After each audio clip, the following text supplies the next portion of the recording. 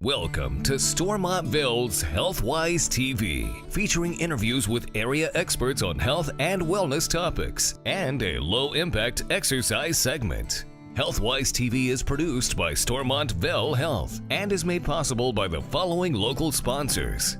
AAA protects one of your most valued assets, your car, with everything from roadside assistance to insurance and trip planning. At AAA Kansas, we help keep seniors safe, mobile, and driving as long as safely possible through our traffic safety programs. Visit www.seniordriving.aaa.com.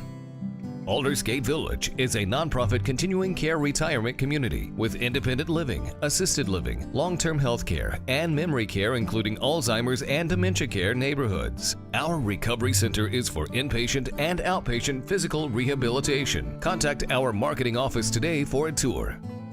Caregivers Home Health and Caregivers Home Care, your locally owned and managed home health and private duty home care agencies. Whether you need Medicare certified nursing and therapy services or more routine home support services, one of our state licensed agencies will work to keep you safe and healthy in your own home.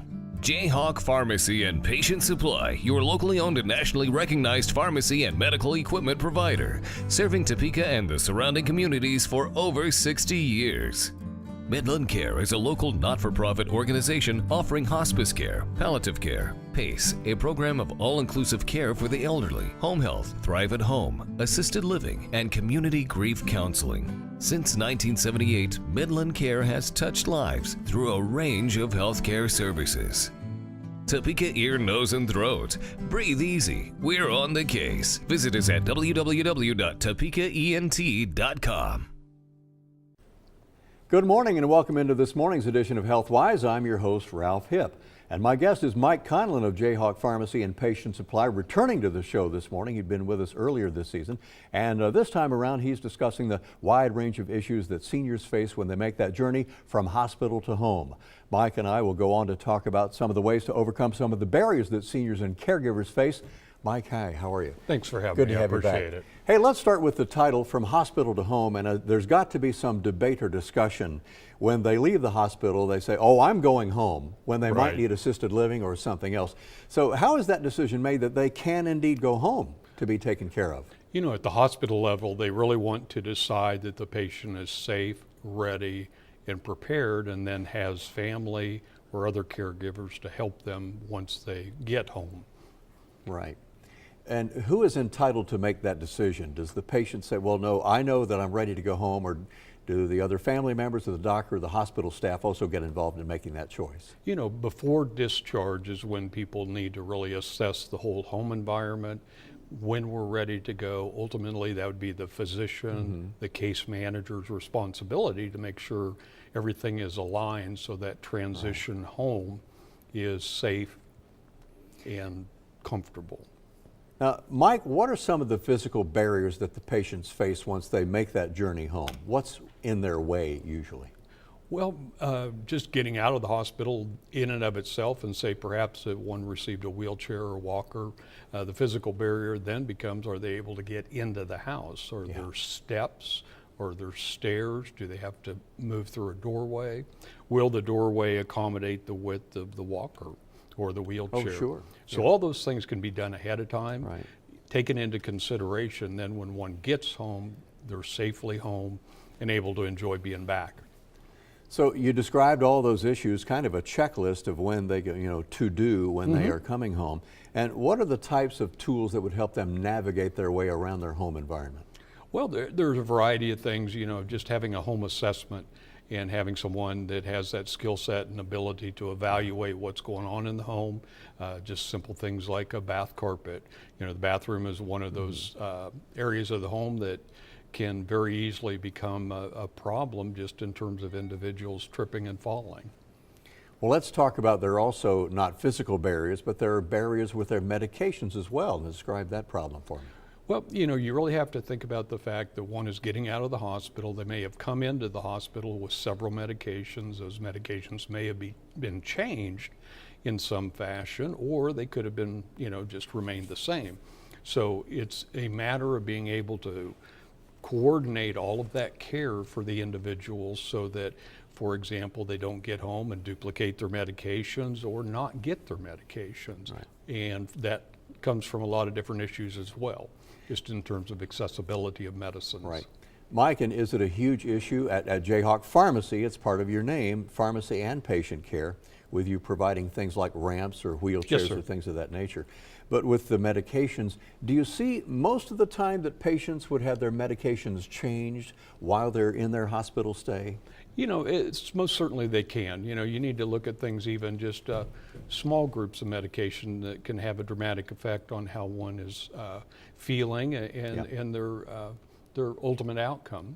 Insulin, blood thinners, things like that. Just subtle doses can make a dramatic difference in terms of whether or not a person has to be readmitted to the hospital to adjust their medicines. Right. What kinds of tools or tactics can the family or the caregivers use in helping that patient make their transition? It's pretty predictable when one's getting out of the hospital and they have a certain disease state, let's say diabetes or a broken hip or whatever it may be. So a lot of times we will anticipate on behalf of the family and the patient, okay, what medicines do you anticipate coming out of the hospital with?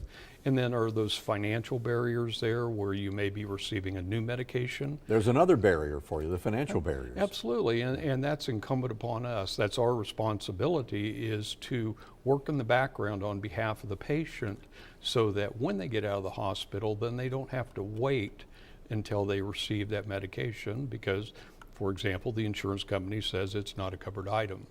Right. There's always an alternative to most every medication there is. And again, we can help with that financial barrier of finding something that is within one's budget. Right. We're with Mike Conlon of Jayhawk Pharmacy and Patient Supply talking about the barriers that patients face when they make that road home, that transition from hospital to home. And Mike, how does the process normally work of the doctor or caregiver is following what the hospital has recommended for the transition? You know, how do you keep track of that's been followed? There can be a lot of confusion because if one were to go to different pharmacies for different medications, then really there's not a home, a pharmacy home, a medicine home for the person to have the pharmacist go ahead and help them select what is still a current medication, what is a discontinued medication. So oftentimes we'll get involved ahead of discharge, and within that then we will evaluate if there's any duplicate medications so that we don't put people in harm's way. Right. So you talk about the 360-degree patient care that your firm provides. Yes, Talk sir. more about that concept. We have about a minute to go. What do you do in your 360-degree care? Well, if you use this patient going home as the example, we can help folks determine what is it that you need physically to get into the home, to be safely in the home, and enjoy yourself back home. And at the same time, with the pharmacy aspect of our work, we get involved in that care beyond the hospital and making sure that those medications work well and as they're intended. And fine-tuning that process as well? Yes. How can they reach you, Mike, at Jayhawk Pharmacy? Our number is 228-9700 if they'd like to call, and we'd be happy to visit with them and at least give them some guidance, some direction. So 228-9700, right? Yes, sir. And remind us, I think we all know where you are. You're not too far from the hospitals, but remind us of your location. We have two locations, 6th and McVicker and 29th and Urish. All right. Mike, it's always a delight to chat with you. Very My pleasure. informative and learning more about making the transition from hospital to home, and hope you can get home safely and follow that process that your caregivers in hospital and doctors recommend. Well, one big part, hope you can continue to do it. Next up, we have our HealthWise TV exercise segment, some fun, invigorating, low-impact exercises, and be sure to consult with your doctor before you start this or any exercise program.